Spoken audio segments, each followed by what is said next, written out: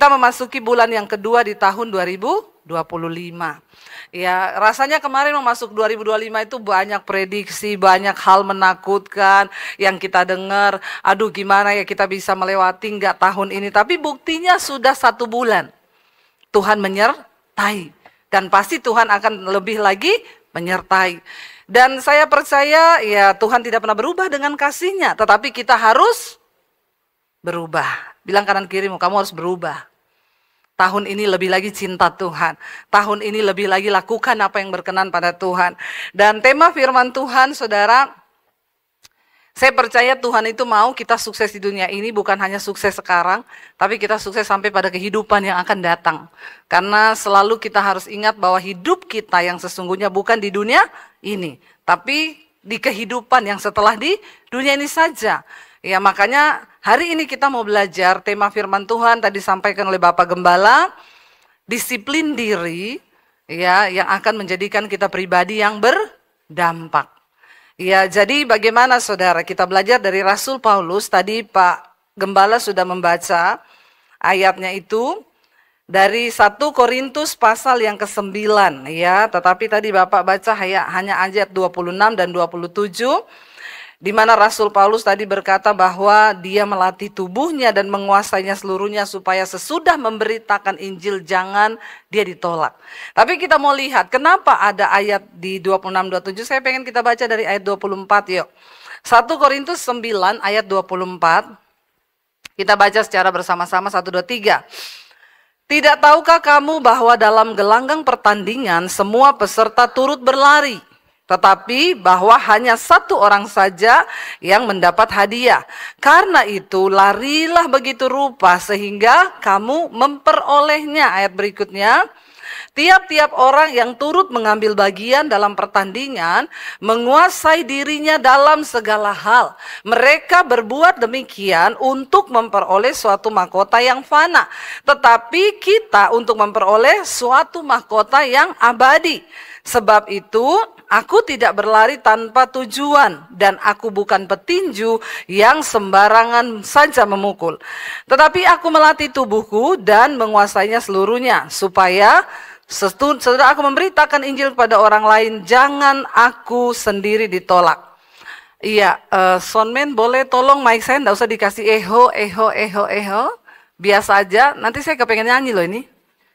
Ya, di flat aja tes 1 2 3 3 2 1. Nggak usah ada efek apa-apa ya, dibuat flat aja.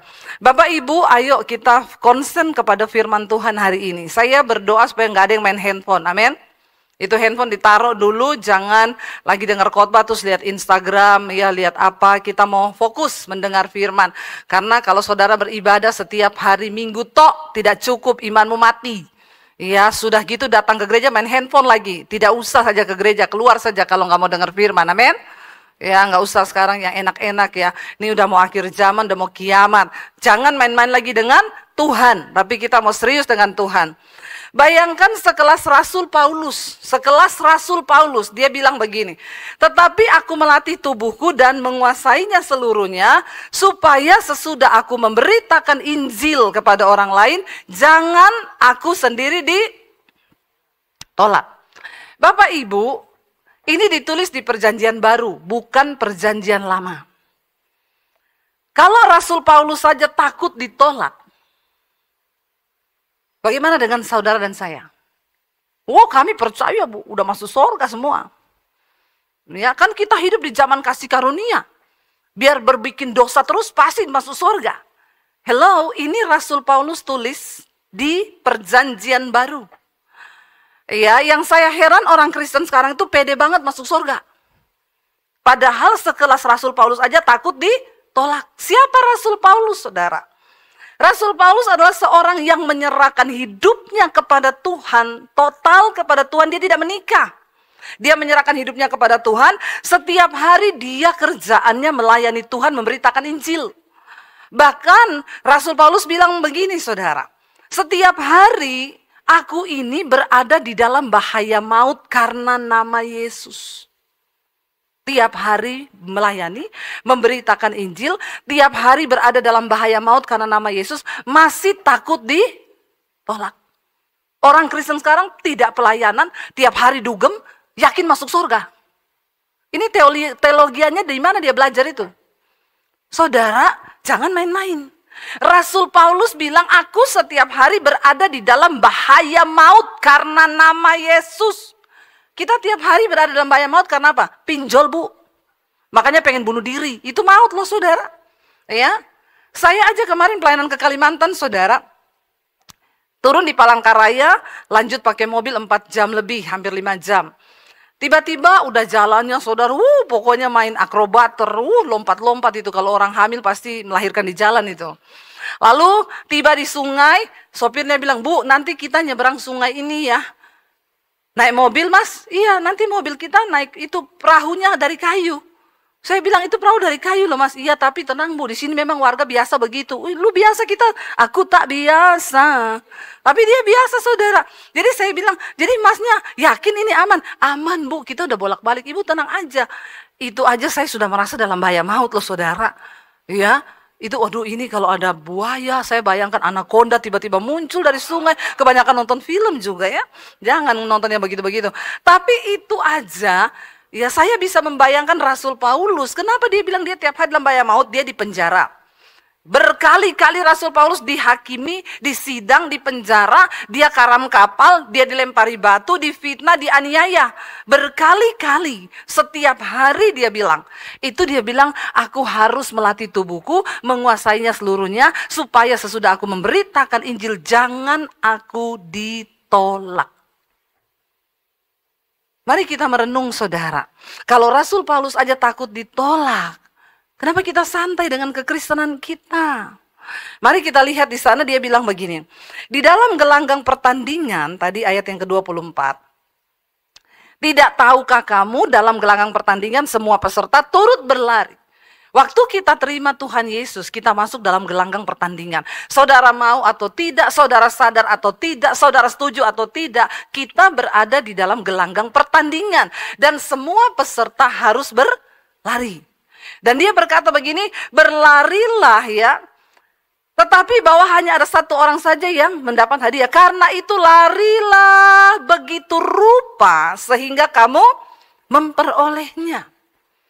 Kita disuruh lari begitu rupa. Lari begitu rupa itu lari sekenceng-kencengnya. Ya, ibaratnya lari dikejar anjing. Ya, saudara pernah rasa lari dikejar anjing? Wah, itu saudara dengan kekuatan segenap kekuatan itu kita lari. Ya, itu yang dimaksud dengan larilah begitu rupa. Artinya nggak boleh santai hidup kekristenan ini. Supaya dia bilang kamu memperolehnya. Tiap-tiap orang yang turut mengambil bagian, baca ayat yang berikutnya, di dalamnya menguasai diri, ya. Menguasai dirinya dalam segala hal. Mereka berbuat demikian untuk memperoleh suatu mahkota yang fana, tapi kita untuk memperoleh satu mahkota yang abadi sampai pada kekekalan. Karena hidup ini bukan cuma soal sukses sekarang jadi kaya.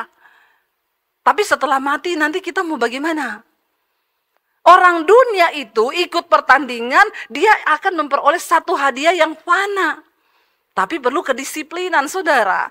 Ya, saya lihat kehidupan Ronaldo itu ya, dia itu seorang pesepak bola yang luar biasa, banyak sekali medalinya yang dia dapat. Dan dia dibayar begitu mahal. Ternyata dia sangat disiplin. Dia bangun jam 5 pagi, lalu setelah itu olahraga, langsung lari-lari, saudara. Setelah itu dia pulang, dia sarapan. Sarapannya juga nggak boleh yang aneh-aneh. Dia harus mengikuti aturan. Dia makan telur, makan dada ayam, protein. Dia nggak makan seblak dan cireng. Itu orang Indonesia itu ya.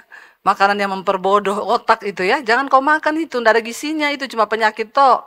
Ya, seblak dimakan, cireng dimakan. Nih Indonesia ini begitu. Dia nggak boleh makan yang begitu. Lalu dia pulang, dia makan, dia tidur lagi. Setelah tidur dia bangun, dia latihan lagi. Hidupnya itu cuma tidur, bangun, makan, olahraga, latihan, tidur, bangun, makan, olahraga. Dia harus disiplin. Karena dia memang akan memperoleh medali, saudara. Itu untuk memperoleh medali mahkota yang fana. Nah, kita ini dipanggil untuk memperoleh mahkota yang abadi. Kita harus lebih serius, saudara. Tapi banyak orang tidak menyadari hal itu. Kalau kita cuma sibuk mengejar kekayaan, kesuksesan di dunia, maaf, satu saat kita ini akan mati. Nah kalau kita mati saudara, orang akan ingat kita tuh tidak lama kok. Kalau suami yang mati, adalah istri masih 1 tahun masih nangis, masih ingat suaminya. Paling banter tuh 1 tahun, habis itu dia udah lupa. Dia udah dandan lagi, udah cantik lagi. Ya, tapi banyak ibu-ibu tidak kawin lagi. Tapi kalau suami, paling cuma 1 bulan dia ingat istrinya. Habis itu, apa bapak-bapak? Ya, makanya ada istri saudara dia pesan sama suaminya waktu sekarat.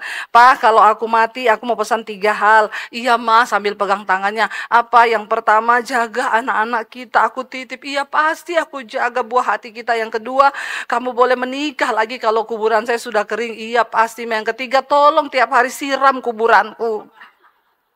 Jadi kapan keringnya ya? Berarti tidak boleh? Itu maksudnya ya. Jadi saudara, kalau kita mati sesukses apapun saudara, orang akan lupa kau, tempatmu akan digantikan. Lalu kitalah yang harus bertanggung jawab dengan kehidupan setelah kematian. Jadi jangan habisin energimu untuk mengejar sesuatu yang fana hanya di dunia ini. Ayo kita mulai melatih diri untuk mengejar sesuatu yang berkenan pada Tuhan, mendapat mahkota yang abadi. Karena kalau kita cuma latihan buat di dunia ini itu sebentar saja. Lalu dikatakan di sana begini, sebab itu Rasul Paulus bilang, aku tidak berlari tanpa tujuan dan aku bukan petinju yang sembarang saja memukul. Ada saudara pernah lihat orang ikut lomba lari, lalu dia lari nih, ditanya garis finishnya di mana? Nggak tahu, pokoknya aku lari toh ini, nggak tahu di mana finishnya. Ada yang begitu? Itu bukan ikut lomba lari, itu namanya lari dari kenyataan. Nggak ada orang itu mau lari tanpa tujuan tuh nggak ada. Bapak-bapak kalau kau mau lari pagi harus ada tujuan. Amin bapak-bapak. Supaya kau tidak salah arah. Karena kalau kau lari tanpa tujuan bisa sampai ke rumah janda. Banyak begitu kejadian. Saya baca berita saudara. Ini kejadian terjadi di Indonesia, di Jakarta. Ada bapak-bapak tiap pagi pamit sama istrinya lari pagi. Ya sama istrinya dilepas lah, iya pak, orang suaminya biar sehat toh. Iya pak, selamat lari pagi. Suaminya lari nih, diliatin sampai keluar komplek. Begitu istrinya masuk, dia balik lagi. Ternyata tiap hari dia ke rumah janda di sebelah rumah. Tapi istrinya nggak tahu. Sampai 1 kali, tiba-tiba bapak-bapak kalau kau selingkuh, pasti denyut jantungmu tuh jadi cepat. Jantung berpacu cepat kalau selingkuh. Apalagi sembunyikan duit dari istri, wah itu jantung cepat sekali berpacunya. Mungkin dua-duanya dia. Nah tiba-tiba lagi di rumah selingkuhan itu si janda dia mati saudara kena serangan jantung. Ini kisah nyata saya baca beritanya. Lalu heboh lah karena jandanya ketakutan ya lapor security tuh. Lalu heboh ada yang mati di rumah janda. Istrinya syok kaget suaminya mati sama si janda itu lagi. Lagi ternyata selama ini nggak lari-lari tapi lari-lari di tempat. Mati di rumah janda. Kalau kau lari tanpa tujuan, jadinya begitu itu. Rasul Paulus bilang, aku ini bukan petinju yang sembarang memukul. Artinya apa? Banyak hari-hari ini orang Kristen merasa dia udah Kristen, dia ke gereja bahkan pelayanan. Tapi kalau engkau tidak melatih tubuhmu, dirimu, mematikan kedaginganmu, engkau seperti pelari yang hanya sembarangan berlari tanpa tujuan. Pastikan kita ini berlari dengan sebuah tujuan. Buat apa saya melayani, saya khotbah kalau saya nggak diterima Tuhan, ditolak. Jadi saya yang pertama kali harus belajar melakukan apa yang saya khotbahkan. Amin. Buat apa kita melayani kalau kita nggak jadi pelaku firman? Buat apa saudara ke gereja kalau saudara nggak berusaha untuk lari begitu rupa melakukan firman Tuhan? Itu nggak mudah. Iya, nggak mudah saudara. Tapi kita harus lakukan itu. Sehingga Rasul Paulus bilang, aku tidak mau jadi petinju yang sembarangan memukul. Tidak ada petinju, saudara bayangkan kalau ada petinju, lawannya di depan, dia mukulnya ke samping yang kena wasit. Malah di DO dia nggak boleh bertanding. Kalau dia mukul nggak kena sasaran, kehabisan tenaga, capek. Bisa mati di tengah jalan. Ayo kita jadi orang Kristen. Jangan jadi Kristen yang cuma sembarang memukul, lari tanpa tujuan di hidup ini. Sadarilah ada satu tujuan pasti adalah kekekalan menerima mahkota yang abadi kata Rasul Paulus. Makanya ayo disiplinkan diri kita untuk berdampak. Saudara, seringkali kita bertanya, berdampak itu seperti apa? Jangan buru-buru ngomong hidup kita ini berdampak bagi Tuhan. Kalau engkau belum berdampak bagi dirimu sendiri, kau tidak berdampak bagi keluargamu, bagi orang lain, maka kau tidak mungkin berdampak bagi Tuhan sekalipun kau pelayanan siang malam. Amin. Ayo, sebagai anak, ayo berdampak bagi dirimu sendiri dulu. Kalau orang itu sudah berdampak bagi dirinya sendiri, dia pasti akan berdampak bagi orang lain. Dan kalau kita sudah berdampak bagi orang lain, baru kita bisa disebut berdampak bagi Tuhan. Jangan bilang, oh saya tiap hari pelayanan, tiap hari minggu pelayanan. Tapi di rumah kau jadi batu sandungan. Malas, ya utang tidak bayar. Kepahitan. Ini kita harus serius dengan Tuhan. Pelayanan tapi bersinah, pelayanan dugem. Sekarang masih banyak loh anak-anak muda ini dugem. Uang pas-pasan. Ya, gaji 4 juta. Pergi berdugem, saudara. Otakmu di mana? Kau tuh Kristen. Satu kali ada anak muda yang ngomong ke saya. Mereka ini di grup WA lagi membahas peristiwa di Glodok itu yang kebakaran. Jadi mereka bilang, iya yang ngeri banget kalau lihat teriakan mereka di video itu, mereka nggak sempat meloloskan diri, mati dalam kepungan asap terbakar. Lalu di grup itu dia tanya, jadi guys kesimpulan kalian apa hikmahnya? Lalu temennya jawab, ya kalau gitu kita dugem cari yang agak baru. Supaya nggak mudah terbakar, kita cari yang listriknya itu bagus dan pastikan kamu tahu exit door-nya, pintu keluar. Jadi kalau ada apa-apa, kamu bisa lari. Mengerikan orang-orang begini, saudara. Hikmahnya adalah cari tempat dugem yang lebih baru. Orang tidak menghormati Tuhan. Dia pikir tuh nyawa dia, kalau kau tahu pintu keluar, belum tentu itu pintu bisa kau dapat waktu kau dalam keadaan itu. Saya selalu bilang, kalau mereka tahu hari itu mereka akan mati di situ, mereka pasti nggak datang ke situ. Benar nggak, saudara? Kita nggak pernah tahu kita mati di mana loh. Makanya jangan pergi ke tempat-tempat kegelapan. Amin. Siapa tahu kau mati di situ, bertobat. Kita nggak pernah tahu hidup kita sampai kapan. Jangan main-main dengan dosa. Ya, jangan saudara. Ayo kita tinggalkan semua itu dan persiapkan diri. Kalau Tuhan datang loh, trompet berbunyi, sangkakala berbunyi, lalu ada yang tertinggal. Ayo kita siapkan. Alkitab itu menuliskan sesuatu yang benar. Dan itu pasti terjadi. Saya tahu nih waktu Tuhan sudah mendekat, makanya terus Tuhan itu dorong, serukan tentang pertobatan. Keluar dari komunitasmu yang membawa engkau terjerumus, anak-anak muda. Kau pikir itu dugem itu keren. Ya, tapi saya juga bingung, banyak otak yang udah kebalik hari-hari ini. Mereka anggap yang begitu tuh keren. Ya itulah kita bilang, di akhir zaman orang akan dimutakan, makanya yang kudus akan semakin kudus. Tapi yang fasik akan makin jahat. Karena kau yang memilih untuk dibinasakan. Jangan, saudara. Mari kita bertobat. Kenapa kita harus terus melatih diri? Sampai Rasul Paulus bilang, aku melatih tubuhku dan menguasainya seluruhnya. Buka bersama 1 Timotius, kita lihat. 1 Timotius 4 ayat yang ke-8. Ya, mulai 1 Timotius 4 ayat yang ke-8 kita akan baca, saudara. Apa yang firman Tuhan katakan.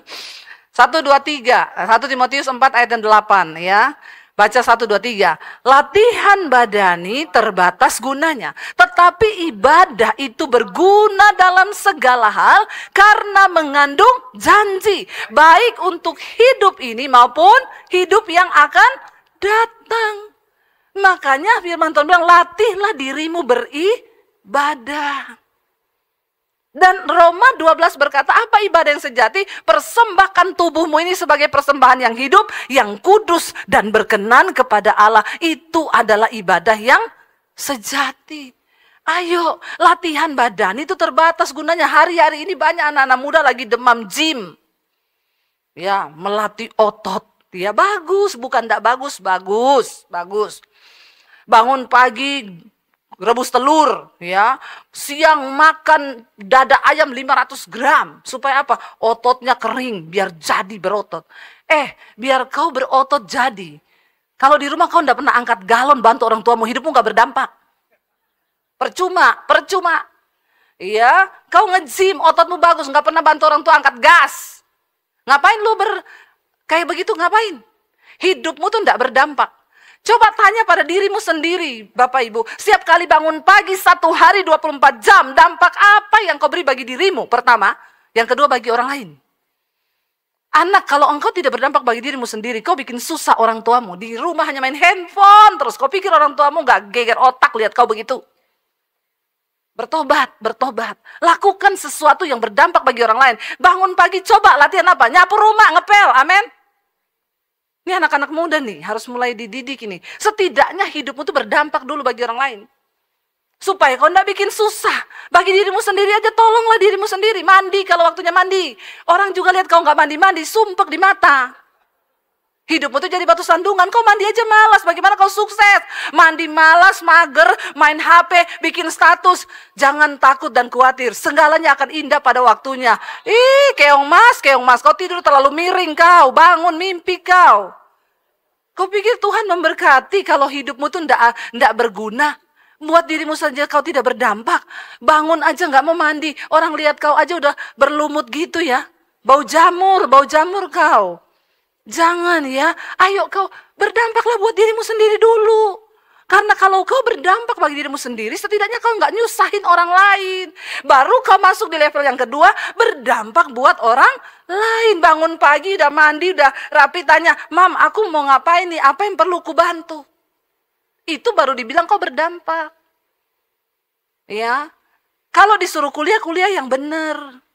Saudara, kalau kau tidak bisa berdampak, setidaknya jangan menyusahin orang lah. Tapi orang kalau hidupnya tidak berdampak bagi dirinya sendiri, udah pasti bikin susah orang lain. Suami kalau nggak berdampak, pasti bikin repot istri, bikin repot anak. Istri kalau nggak berdampak bagi dirinya sendiri, bikin susah anak, bikin susah suami. Anak kalau nggak berdampak, bikin susah orang tua. Orang tua kalau nggak berdampak, kau bikin susah anak saja. Semua, ayo hidup ini jadi Kristen itu yang benar supaya Tuhan juga berkati hidupmu, amin. Apalagi anak-anak muda sekarang habisin waktu berjam-jam itu nggak penting, hidupnya itu nggak penting. Ya makan telur, makan ayam, ya terus main HP, bikin status, semua indah pada waktunya. Malaikat aja nek lihat kau ngomong pret. Ya, ayo bertobat. Latihan badani itu terbatas gunanya. Cuma untuk di hidup ini saja. Bagus, olahraga bagus. Ya, tapi dapatkan sesuatu nilai yang lebih dari itu. Setelah kau olahraga, hidupmu berdampak. Makanya saya kalau treadmill di rumah itu saya putarnya lagu rohani, saudara. Supaya manusia jasmaninya dilatih, tapi manusia rohaninya juga dibangun. Ya, kan enak kita treadmill sambil dengar lagu rohani. Ya, daripada bikin kacau otak, ya benar-benar itu.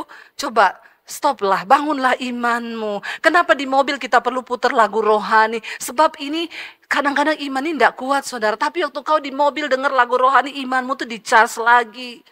Ya, kan kita nggak tahu lagi di mobil tiba-tiba pengangkatan tiba, kan kau lagi rohani tuh. Daripada kau lagi goyang-goyang di dugem sana, coba. Ya, nggak ada yang tahu hidup ini, kita nggak pernah tahu. Ayo hormati Tuhan. Latihan badani terbatas gunanya, tapi ibadah itu berguna dan mengandung janji.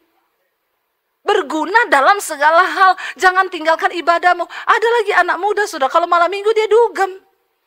Hari minggu ke gereja bikin status seimbang. Ngeri sekali orang-orang sekarang ini. Dia pikir kalau dia sudah seimbang dia masuk surga. Tidak bisa orang seimbang masuk surga. Rohanimu harus lebih di atas supaya kau bisa kalahkan dunia. Firman Tuhan bilang, Yesus bilang, kalahkanlah dunia ini hanya dengan iman. Iman itu mengalahkan dunia. Imanmu levelnya seimbang. Bagaimana kau bisa kalahkan dunia? Yang ada kau diseret oleh dunia. Orang yang sudah mencintai Tuhan, rajin beribadah, tidak mungkin betah di dugem.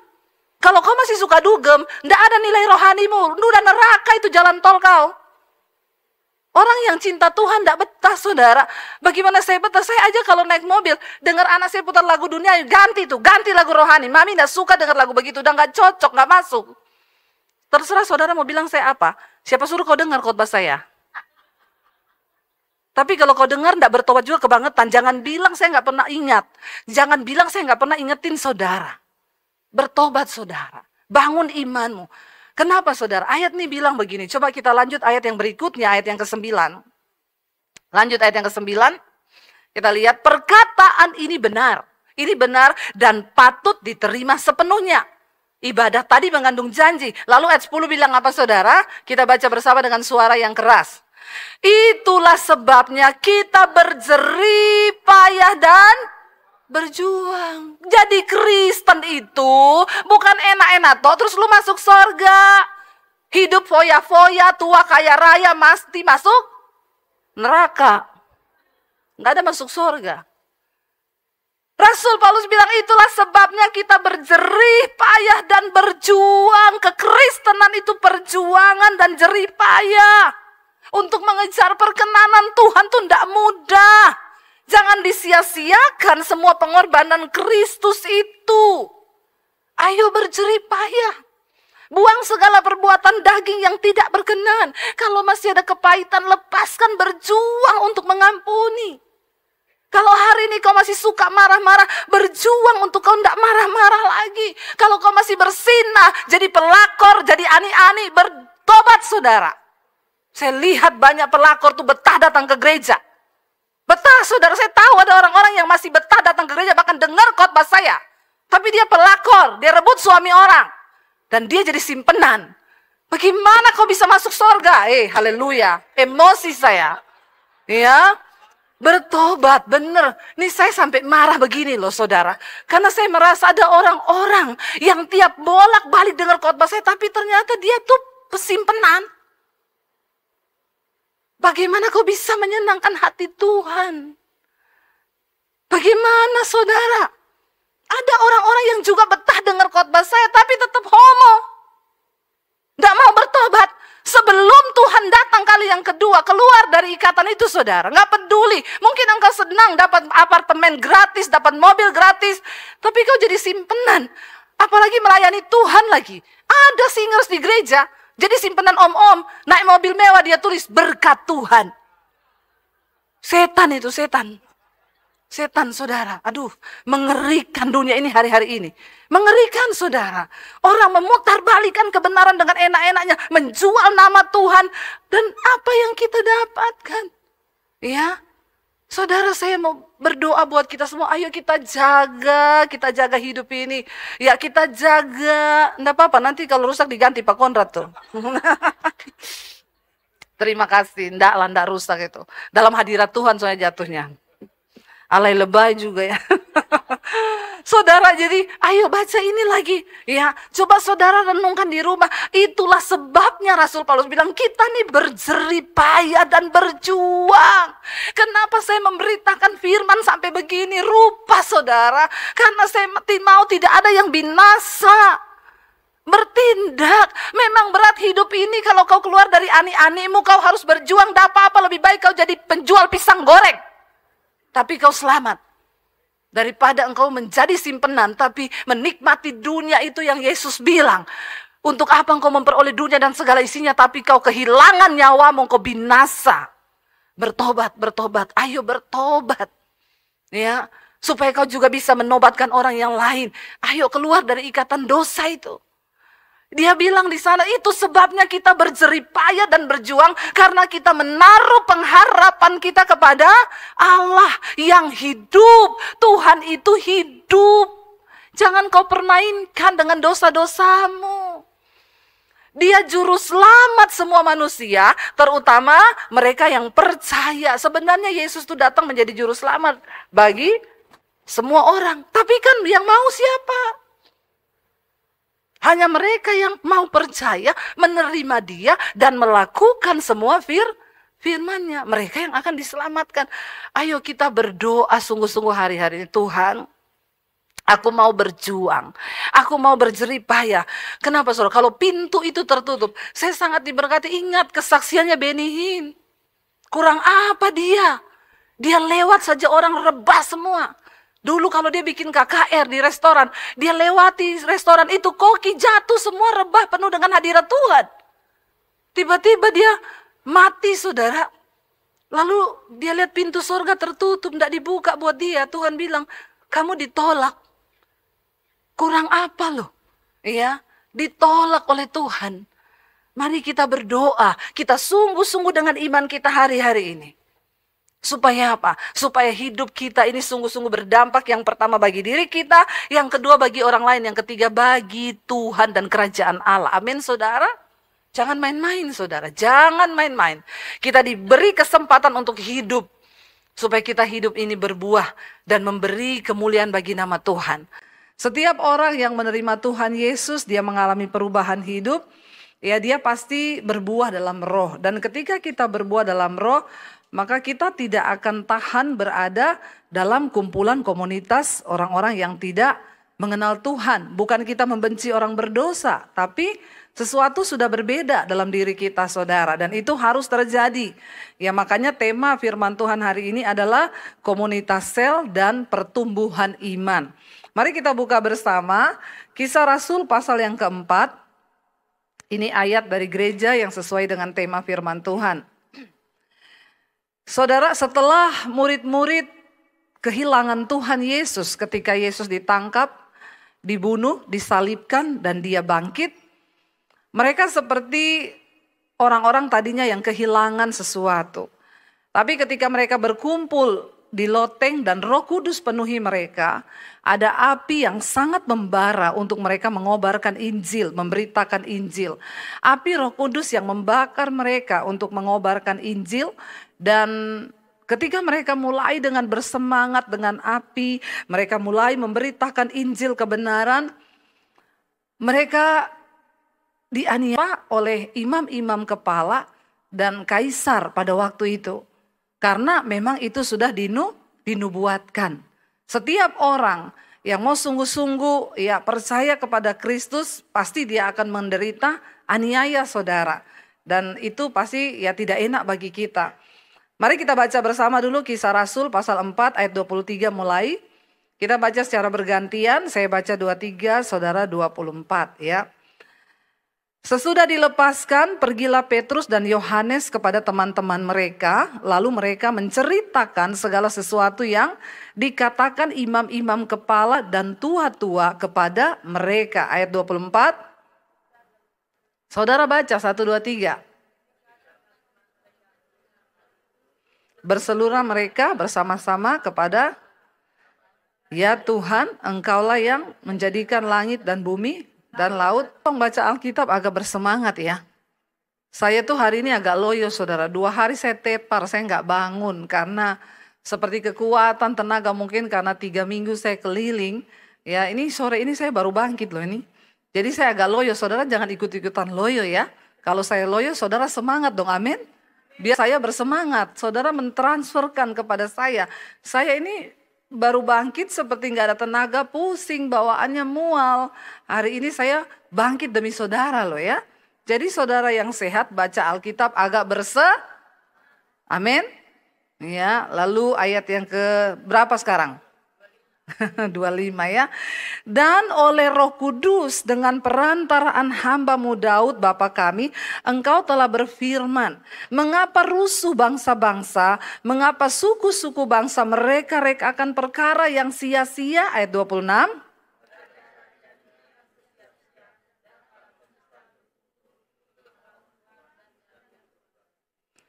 Sebab sesungguhnya telah berkumpul di dalam kota ini Herodes dan Pontius Pilatus beserta bangsa-bangsa dan suku-suku bangsa Israel melawan Yesus hamba-Mu yang kudus dan yang Engkau urapi. 28.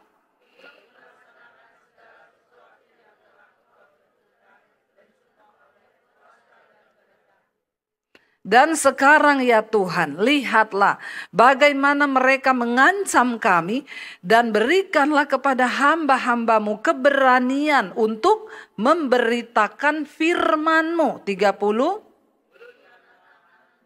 Untuk menyembuhkan orang dan adakanlah tanda-tanda dan mujizat-mujizat oleh hamba-Mu yang kudus. Dan ketika mereka sedang berdoa, goyanglah tempat mereka berkumpul itu. Dan mereka semua penuh dengan Roh Kudus. Lalu mereka memberitakan firman Allah dengan berani. Sampai di situ dulu. Saudara, ketika Yesus mati, murid-murid sudah dipenuhi Roh Kudus di loteng. Ya, pada waktu itu pencurahan Roh Kudus. Lalu mereka ini mulai memberitakan Injil kerajaan Allah. Tetapi seperti yang sudah difirmankan bahkan zaman Daud dahulu, bangsa-bangsa akan rusuh untuk apa saudara? Untuk ya dikatakan memerangi, bahkan untuk membenci orang-orang yang diurapi oleh Tuhan, ya. Lalu Injil itu mulai dihambat, bahkan sampai saat ini kita lihat saudara ya. Ketika kita mau memberitakan Injil memang tidak gampang, tidak mudah. Ya ada saja tekanannya. Kenapa? Karena setan gak mau orang diselamatkan. Tapi kita harus selalu punya api Roh Kudus untuk memberitakan Injil. Orang itu tanya sama saya saudara, bayangkan saya ini bulan ini 3 minggu saya itu gak pulang Jakarta loh. Saya keliling ya penginjilan. Mereka bilang ibu tuh gak capek toh. Kalau ditanya capek ya capek saudara. Enak tidur di rumah atau jalan-jalan di Plaza Indonesia ya toh. Seperti saudara-saudara ini. Ya enak nge-mall, ngafe, ngopi, ya toh. Tapi ya itulah panggilan saya sebagai seorang penginjil. Ya saya harus pergi. Saya tepar kemarin 2 hari benar-benar tidur ya. Dan besok pagi subuh saya harus berangkat ke Luwuk Banggai. Di kabupaten di Luwuk Banggai itu di kepulauan saudara. Ya orang bertanya ibu kenapa ibu bersemangat? Karena sudah ada 1.300 pendeta. Dari pedalaman, dari berbagai organisasi berkumpul di sana. Untuk kami mengadakan seminar 3 hari dan KKR 2 malam. Apa yang membuat saya menyala saudara? Ya karena api penginjilan itu loh. Tapi hari-hari ini saya lihat itu enggak ada loh di orang Kristen. Saya bingung yang berubah ini Roh Kudusnya atau orang Kristennya? Halo? Ya saudara, kita ini semua disuruh memenangkan jiwa loh. Itu bukan tugas saya toh atau Pak Konrad aja. Tapi setiap kita yang percaya kepada Tuhan Yesus, kita dipanggil untuk memenangkan jiwa loh. Karena waktu kita nanti menghadap Tuhan mati, Tuhan gak tanya jumlah depositmu berapa. Tuhan gak tanya jumlah rumahmu berapa. Dia gak tanya mobilmu merek apa. Dia gak tanya jabatanmu di dunia apa. Itu semua gak masuk hitungan Tuhan. Tetapi Tuhan akan tanya, berapa banyak jiwa yang sudah kau bawa bagiku. Di mana kita ini sambil bekerja, sambil melayani, kita harus terus memberitakan Injil kebenaran. Amin saudara. Ya, kemana kita harus beritakan? Nggak usah berdoa begini, Tuhan kirim aku ke Bangkok. Kata Tuhan, kejauhan keles. Ya, saudara nggak perlu berdoa ke Bangkok dulu, atau ke Singapura, atau ke Amerika. Kirim aku Tuhan ke Alaska. Cuma ada beruang di sana. Ya, di mana saudara harus memberitakan Injil? Di komunitasmu, kepada sahabatmu, kepada orang yang ada di sekelilingmu. Karena Alkitab berkata, tuaian itu menguning, tapi penuai sedikit. Bayangkan sudah berapa puluh tahun saudara jadi Kristen. Itu yang Rasul Paulus bilang. Kalau ditinjau dari segi umur, saudara ini harusnya sudah jadi pengajar. Amin. Tapi kan kebangetan, asas-asas dari kekristenan aja banyak yang belum ngerti. Halo saudara, ayo kita buka mata kita. Satu saat Tuhan datang atau kita mati, kita harus bertanggungjawabkan itu di hadapan Tuhan loh. Karena dengar ya jabatanmu, kekayaanmu, semua yang kita lakukan di bawah dunia ini tidak akan ditanya. Percayalah, yang Tuhan cuma tanya, sudahkah engkau melakukan kehendakku? Makanya saya juga kemana-mana saudara, saya selalu rindu untuk memberitakan siapa Yesus itu kepada semua orang. Saya pernah cerita dulu di pesawat, saya ketemu satu orang ibu. Saya duduk di sebelahnya saudara. Ya lalu karena saya sendiri, ibu itu juga sendiri, saya tanya, ibu dari mana? Oh saya dari kota ini bu, saya itu mengunjungi anak saya. Anak saya di kota ini tuh kaya banget bu. Ya semua anak-anaknya sekolah di luar negeri. Anak saya itu yang di sini kaya banget itu main minyak bu. Saya bilang oh licin ya. Licin main minyak saudara. Lalu dia mulai pamer sama saya. Satu cucu saya di Belanda, satu di Australia, satu sekolah di Amerika. Jadi saya ini kerjaannya setiap bulan itu keliling-keliling bu. Jalan-jalan sambil lihat cucu. Dia pamerkan semua saudara kesuksesannya di dunia. Lalu ketika dia diam, Saya tanya gini, wow berarti ibu bahagia banget ya dengan hidup ibu ini di dunia. Anak-anak semua sudah jadi orang, ada yang minyak, ada yang ini. Ibu pasti ya sangat sempurna. Lalu dia bilang begini, tapi enggak gitu juga Bu. Saya ini datang ke kota ini, ibu tahu enggak buat apa? Saya menghadiri sidang perceraian anak saya. Lalu dia mulai sedih. Jadi setiap orang itu ternyata punya kisah masing-masing dalam hidupnya. Sekalipun dibalut dengan kebahagiaan palsu di luar, tapi di dalam ternyata punya kisah. Lalu saya bilang, oh anak ibu yang main minyak itu. Iya Bu, ini mau cerai. Kasihan anak-anaknya semua masih muda-muda, belum menikah, papa mamanya mau cerai. Anak saya lagi yang satu di Jakarta, istrinya selingkuh Bu. Lalu saya tanya sama ibu itu, maaf ya Bu, ibu percaya Tuhan? Iya. Lalu kalau ibu mati, ibu percaya nggak masuk sorga? Terus dia bilang, kalau saya tuh kan percaya ya Bu, nanti kalau saya mati, saya diciptakan kembali. Saya lahir kembali. Jadi apa Bu? Ya kalau saya hidupnya baik, amalnya baik, saya jadi manusia lagi yang lebih mulia dari saya. Tapi kalau saya amal ibadahnya enggak baik, nanti saya dicipta lagi jadi binatang. Oh binatangnya apa ya Bu? Ya apa aja Bu, bisa anjing ya kalau dicipta jadi anjing puji Tuhan ya Bu, apalagi anjingnya lucu. Ya pasti ditaruh di kamarnya orang kaya, dibikinin kamar. Sekarang kan banyak orang lebih sayang anjing daripada sayang orang kan. Ya buat anjing segala-galanya, ada yang diulang tahunin, dipestain saudara ya. Saya bilang coba ibu bayangkan kalau ibu terlahir jadi kecoa.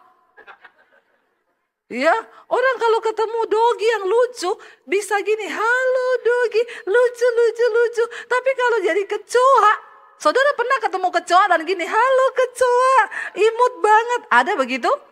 Pasti saudara kelainan jiwa. Orang itu kalau ketemu kecoa pengen apa? Ampuni mereka Tuhan. Ya, orang kalau ketemu kecoa pengen bunuh. Saya itu langsung ambil semprotan baygon. Saya semprot sampai mati. Nggak ada orang ketemu kecoa pengen nyayang. Ibu bayangkan Bu, kalau ibu terlahir jadi kecoa. Lalu dia berpikir, iya juga ya Bu Debbie ya. Atau terlahir jadi tikus. Bu, saya mau kenalkan sama ibu jalan kebenaran. Lalu saya bersaksi sama dia bagaimana Tuhan selamatkan saya.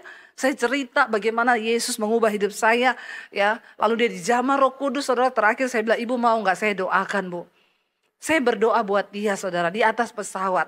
Ya ketika saya doakan apalagi pramugari berkata kita sedang ada dalam cuaca buruk. Ya kenakan sabuk pengaman. Jadi ketika amin saya berdoa saya bilang Bu kalau ibu mati sekarang ibu yakin gak masuk surga? Saya percaya Bu kalau saya berada di dalam Kristus. Dia bilang begini ada tetangga saya yang setiap minggu ngajak saya ke gereja Bu. Tapi saya gak pernah mau. Tapi sejak ibu mendoakan saya ini, nanti besok minggu saya mau cari tetangga saya mau ikut dia ke gereja. Amin saudara. Harusnya kita ini punya api yang membara. Ketika ketemu orang itu, langsung di otak kita ini target saya nih. Saya dulu itu, jadi orang itu mau menginjil itu seperti sales asuransi. Ada di sini yang jadi agen asuransi? Saya dulu pernah saudara. Ya. Saya setiap minggu dulu top agent terus. Bagaimana enggak top agent? Setiap minggu 6-7 case saya closing. Itu saya lihat orang tuh saya lihat target nih. Harusnya seperti itu kita nih menginjil. Kalau lihat orang wah target nih. Usahakan sampai closing. Amin. Enggak ada amin lagi. Ngomong amin aja males ini orang-orang ini. Ampuni mereka Tuhan. Karena mereka tahu apa yang mereka lakukan. Ingat loh saudara, kita diselamatkan bukan cuma untuk diri kita sendiri. Ya, kita harus selamatkan orang lain, anak-anak muda. Engkau punya teman di sekolah, di kampus, kenalkan dia sama Yesus. Amin. Coba kita lihat di sana. Ketika akhirnya Petrus dan Yohanes ditangkap, mereka itu ditangkap kenapa saudara? Karena mereka mendoakan orang, mereka menginjili orang, lalu orang itu kemudian percaya. Ketika itu ya kaisar dan para Imam-imam kepala ini merasa terusik ya, jangan sampai orang-orang ini dimenangkan bagi Kristus. Lalu Yohanes dan Petrus ditangkap. Mereka tanya, kamu tuh mendoakan mereka tuh pakai kuasa apa? Mereka bilang, pakai kuasa Yesus yang sudah kamu salibkan itu. Lalu akhirnya mereka ditangkap dan mereka dicari alasan untuk dipenjara. Tapi kemudian Petrus dan Yohanes berkata, dengan alasan apa kamu itu mau memenjarakan kami? Tidak ada alasan, apakah karena kami menyembuhkan orang lalu kalian akan penjarakan kami? Ya, akhirnya para imam-imam kepala dan para prajurit di situ berkata, baiklah kami lepaskan kamu, tapi dengan satu syarat, kamu jangan lagi menginjil. Saudara perhatikan doa mereka, saudara lihat ini yang luar biasa ya. Ayat yang ke-29, coba kita baca lagi saudara. Mereka itu berdoanya gini loh, yang luar biasa yang saya lihat di sini saudara. Ketika mereka diancam untuk memberitakan Injil, mereka tidak berdoa gini, Tuhan bunuh semua itu orang-orang yang mengancam kami. No, tapi doa mereka adalah apa? Dia bilang 29, dan sekarang ya Tuhan, lihatlah bagaimana mereka mengancam kami dan berikanlah kepada hamba-hambamu ini apa? Keberanian untuk memberitakan firman-Mu. Mereka tidak berdoa supaya orang-orang itu mati. Jangan saudara, sebaliknya minta roh keberanian. Karena hari-hari ini untuk mengucapkan Injil dari mulut kita rasanya itu berat. Iya apa iya? Saudara ketemu temanmu mau ngomong Tuhan Yesus berat enggak? Halo? Berat kan? Anak-anak muda, kau takut dihakimi. Nanti dibilang sok rohani, sok suci, sok kudus. Tidak boleh loh. Karena kita harus menginjil sebelum Tuhan datang kali yang kedua. Kita sedang berpacu dengan waktu. Tuhan masih mengulur waktu supaya semakin banyak orang diselamatkan. Dan ini tugas kita. Lalu saudara dikatakan di sana, akhirnya mereka pulang kepada teman-teman mereka dan mereka berdoa bersama-sama. Di dalam satu komunitas sel. Kumpulan orang-orang benar. Waktu mereka sedang berdoa, goyanglah tempat mereka berkumpul itu. Dan mereka semua penuh dengan Roh Kudus. Lalu mereka memberitakan firman Allah dengan berani. Kenapa mereka berkumpul bersama? Karena firman Tuhan bilang, di mana 2-3 orang berkumpul bersama, berdoa kepada Yesus, maka Tuhan mendengarkan mereka. Mereka menjadi kuat. Lalu kita lanjut ayat 32. Nah ini dia. Cara hidup jemaat ya. Ayat 32 kita baca bersama 1, 2, 3. Adapun kumpulan orang yang telah percaya itu, mereka sehati dan sejiwa, dan tidak ada seorang pun yang berkata bahwa sesuatu dari kepunyaannya adalah miliknya sendiri, tetapi segala sesuatu adalah kepunyaan mereka bersama. Ini susah enggak saudara? Kalau zaman sekarang susah enggak? Susah loh, punya saya, punya saudara juga punya saya. Untung di saya dong. Ya, punyanya saudara jadi punya saya juga. Nggak ada yang bilang punyaku. Ya, tapi ini gereja mula-mula. Sekarang ini nggak tahu ya. Orang semua lebih ya kepada kepentingan diri sendiri. Ayat 33 kita baca. Dan dengan kuasa yang besar, rasul-rasul memberi kesaksian tentang kebangkitan Tuhan Yesus. Dan mereka semua hidup dalam kasih karunia yang melimpah-limpah. Karena mereka sehati dan sejiwa. Sekarang ini jangankan di satu komunitas, di rumah tangga aja suami istri itu jarang yang sehati sejiwa. Ya, sehidup semati, satu hidup satu. Ya itu yang terjadi. Tapi zaman dulu dalam komunitas mereka sehati sejiwa. Lalu dikatakan ayat 34. Nah ini saudara sebelum syok membacanya persiapkan mentalmu. Ya kita baca bersama 1, 2, 3. Sebab tidak ada seorang pun yang berkekurangan di antara mereka, karena semua orang yang mempunyai tanah atau rumah menjual kepunyaannya itu, dan hasil penjualan itu mereka bawa dan mereka letakkan di depan kaki rasul-rasul, lalu dibagi-bagikan kepada setiap orang sesuai dengan keperluannya. Wow enggak? Zaman sekarang ini terjadi rumah tanah dijual. Tapi ini bukan pendeta yang suruh. Kerelaan. Kalau nggak rela jangan. Dulu ada jemaat datang sama saya, Bu, saya sekarang nggak punya rumah. Kenapa? Soalnya dulu ada pendeta suruh saya jual rumah saya untuk diberikan untuk penginjilan misi. Jadi saya kasih semua uangnya sama dia. Terus sekarang saya gimana? Saya bilang, kau pergi tinggal sama itu pendeta itu. Yang suruh kau jual rumah. Ya jangan datang sama saya. Kenapa kau, saya yang dapat pahitnya. Sana yang dapat enaknya, saya yang dapat pahitnya. Saudara, ini kalau rela. Bukan karena paksaan. Zaman dulu ketika orang dijamah Roh Kudus, mereka tuh terbakar, saudara. Ya, bukan hanya uang yang mereka beri, rumah, tanah dijual untuk kebutuhan bersama-sama. Hari ini saya enggak suruh saudara jual rumah. Saya enggak suruh saudara jual tanah. Tapi kita ambil spirit dari jemaat mula-mula dalam kelompok sel yang benar. Tidak ada yang berkekurangan. Mereka saling berbagi. Mari kita mulai perhatikan orang-orang di sekeliling kita. Kita berbagi, saudara. Karena saya mau ngomong, untuk bisa berbagi itu adalah anugerah Tuhan loh. Tidak semua orang bisa berbagi. Makanya kemarin saya masuk, ada orang WA ke saya, Bu, ini gereja kami. Dia kirim foto-foto, saudara. Saya survei lewat beberapa teman, benar nggak ini gereja mereka keadaannya seperti ini? Lalu dia bilang, iya Bu, memang benar, mereka itu gerejanya seperti itu. Ketika saya dapat begitu, baru saya ngomong, oke, nanti kita akan bangun, ya kamu pergi ke toko bahan bangunan, tanya yang dibutuhkan apa-apa aja, saya transfer ke toko bangunannya. Saya bilang sama Tuhan, terima kasih Tuhan, ini adalah anugerah. Kenapa saya bilang anugerah?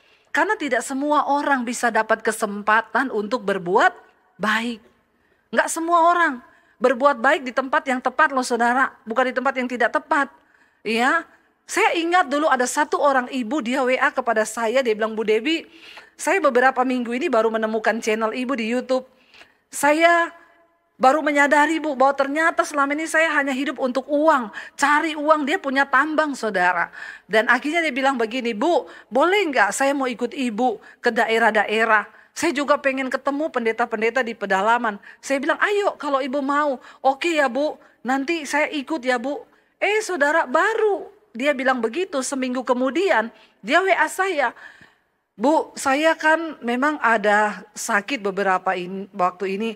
Saya check up ke dokter kemarin, dokter menyatakan saya kena kanker otak stadium akhir.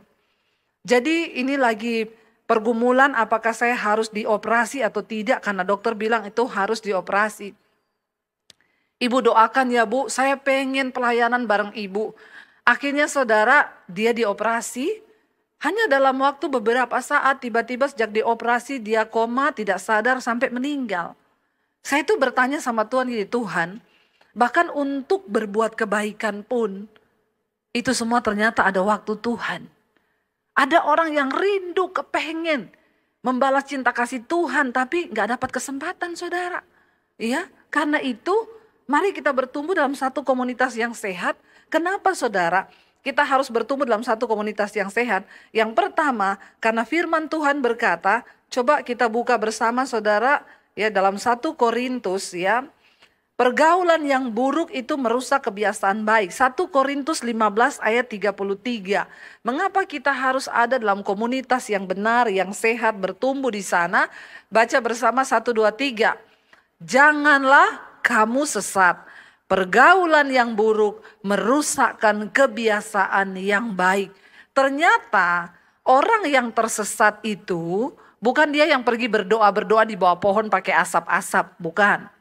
Orang yang tersesat bukan hanya ketika kau pergi ke dukun. Tetapi ayat ini dengan jelas berkata, janganlah kamu sesat.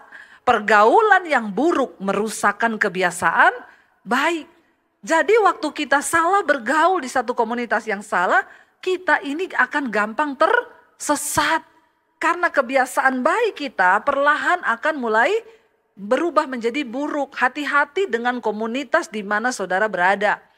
di kantormu, di kampusmu. Waktu engkau mulai hidup dengan prinsip kebenaran firman Tuhan, bertahanlah di sana. Saya banyak orang datang, Bu, tadinya saya ini tidak merokok. Tapi karena semua teman-teman saya merokok, terpaksa saya merokok. Kamu nggak perlu ikut merokok ketika kamu ada di komunitas yang begitu. Saya ini tadinya nggak suka dugem, Bu. Tapi sejak saya bergaul dengan teman-teman di kampus saya, mereka suka dugem. Akhirnya sekarang saya dugem. Jadi tiap malam dia dugem, dunia gemetar. Ya, jangan saudara. Mari kita berdoa supaya kita ini terjaga dalam, kenapa kita harus ada dalam komunitas yang sehat? Karena pergaulan yang buruk itu merusak kebiasaan baik. Yang kedua, kenapa kita harus ada di komunitas yang sehat? Karena kita butuh nasihat yang benar. Dalam hidup ini sering kita menghadapi persoalan masalah, kita perlu mendapatkan nasihat. Kalau engkau ada di komunitas yang benar, nasihatnya juga benar. Tapi waktu kau ada di komunitas yang salah, ya, misalnya anak muda curhat, aduh gua tuh di rumah orang tua gua ribut terus, mau ngapain ya udah dugem aja lu, mabuk ngapain juga lu urusin. Salah lo. Tapi ketika engkau bergaul dalam komunitas anak Tuhan, kita akan saling mengingatkan, doa datang sama Tuhan. Ya, saudara, hari-hari ini untuk mendengarkan nasihat yang baik itu sudah jarang. Yang ketiga, kenapa kita harus ada dalam komunitas yang baik, bertumbuh dalam iman? Karena kita diciptakan sebagai makhluk sosial, kita nggak bisa hidup sendiri, kita membutuhkan Tuhan, kita butuh bersinergi dengan orang lain, sebab mujizat juga terjadi lewat orang lain. Saya berdoa saudara, biarlah kita hari-hari ini menetapkan hati kita. Di mana kita mau bertumbuh, masuklah dalam komunitas yang benar, di sel-sel, di komunitas yang baik. Jangan hanya ke gereja seminggu sekali. Tidak cukup, saudara perlu bersekutu dengan orang-orang percaya, di mana kita saling membangun di situ, saling memuji, menyembah Tuhan, dan iman kita semakin dikuatkan. Kalau hari ini engkau berada di komunitas yang salah, keluar dari situ saudara. Saya pernah melayani seorang laki-laki, dia homoseksual, dan dia datang sama saya, dia mengaku, Bu, saya ini seorang homo, tapi saya mau bertobat. Yesus berkata, dia datang ke dunia bukan untuk orang baik, sebab orang sakit yang butuh dokter. Tapi orang akan sembuh kalau dia merasa dia sakit. Masalahnya banyak orang sakit tidak merasa sakit.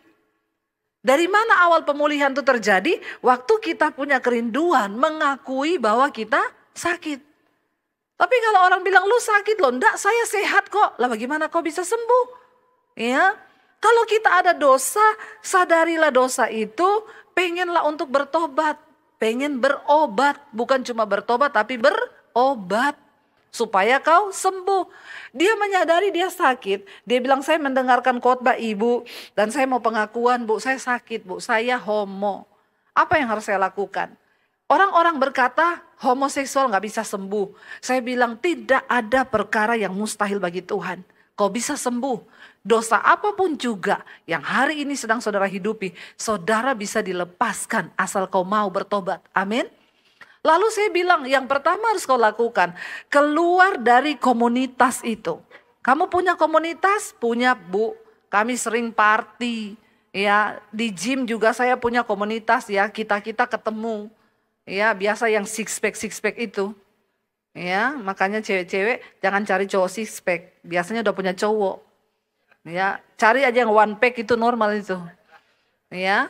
Jadi saudara, dia bilang, "Iya, ada komunitas kami, Bu." Yang pertama, kamu keluar dari situ. Keluar dari grup WA-nya. Iya, kalau perlu blokir semua. Untuk hidup benar, memang ada harga yang harus dibayar. Kita harus benar-benar putus hubungan. Jangan mau, ya. Saudara nanti akan terus dibawa kalau saudara akhirnya dia lakukan itu saudara. Dia blokir semua, dia keluar dari grup-grup itu, dia mulai bertumbuh. Dan saudara tahu, dia disembuhkan Tuhan. Terakhir dia WA saya, "Bu, puji Tuhan, sekarang saya sudah menikah." Yang duluan saya tanya, "Suamimu, istrimu cewek apa cowok?" Puji Tuhan dia bilang cewek. Haleluya, berarti sembuh saudara ya. Tapi ya karena dia mau niat keluar. Jadi anak muda dan juga orang tua yang terikat dosa hari ini, pilihlah komunitas yang benar. Itu nomor satu. Ini kelihatannya sepele. Tapi ini adalah yang firman Tuhan katakan, pergaulan yang buruk akan merusak kebiasaan baik. Kalau kau sudah baik, tapi kau terus ada dalam komunitas yang buruk, itu pasti akan menjatuhkan kau. Saya kasih satu contoh terakhir, para imam musik boleh naik. Satu kali ada hamba Tuhan, dia punya burung beo. Burung beo itu kan pintar kalau dilatih ya. Ada jemaat juga punya burung beo. Satu kali jemaat ini bertamu ke rumah pendeta. Burung beoknya teriak, "Shalom, shalom, haleluya, puji Tuhan, shalom." Jemaatnya bilang, "Ih, Pak Pendeta, burungnya Pak Pendeta kok pinter ya, ngomongnya shalom. Saya juga punya burung beok." Terus, tapi kalau ketemu orang dia bilang, kurang ajar, setan." Padahal kan burung beok itu tergantung yang dia dengar tiap hari toh. Berarti kan nih bapak ini sama suami, istri di rumah pasti setan-setan kurang ajar terus ini. Makanya burung beoknya meniru. Jadi dia bilang gini, "Pak Pendeta, boleh nggak burung beonya saya pinjem 1 minggu aja tak bawa ke rumah. Supaya burung beo saya bisa shalom, haleluya, puji Tuhan." "Oh iya silakan." Dibawalah seminggu. Seminggu kemudian dibalikin. Begitu balik ke rumah ketemu Pak Pendeta, dia bilang, "Setan kurang ajar." Pak Pendeta bilang, "Loh kenapa burung beo saya jadi begini?" Berubah ke hal yang buruk lebih gampang daripada berubah ke hal yang baik. Jangan merasa kuat dengan hidupmu. "Oh saya kuat kok Bu, saya mau melayani mereka." Ada dulu pendeta, dia datang ke tempat pelacuran tiap malam. Alasannya untuk menginjil. Dan apa yang terjadi? Bukan pendeta yang menggarami pelacur, malah pelacur menggarami Pak Pendeta, ya. Lalu terjadilah hal-hal yang diinginkan. Pendeta selingkuh dengan pelacur. Jangan merasa kau kuat. Burung beo yang shalom, haleluya, bisa jadi setan kurang ajar. Nah ini kenapa? Berubah ke hal yang buruk lebih cepat. Karena kita semua punya apa? Bibit dosa. Makanya tentukan komunitasmu sekarang, anak-anak muda juga tentukan sekarang. Karena waktu Tuhan datang, Tuhan akan meminta pertanggungjawaban dari hidup kita. Mana para imam musik ya? Saya percaya saudara, waktu kita rindu menggenapi firman Tuhan, maka kita akan melihat mujizat dan pertolongan Tuhan. Mari kita bangkit berdiri bersama.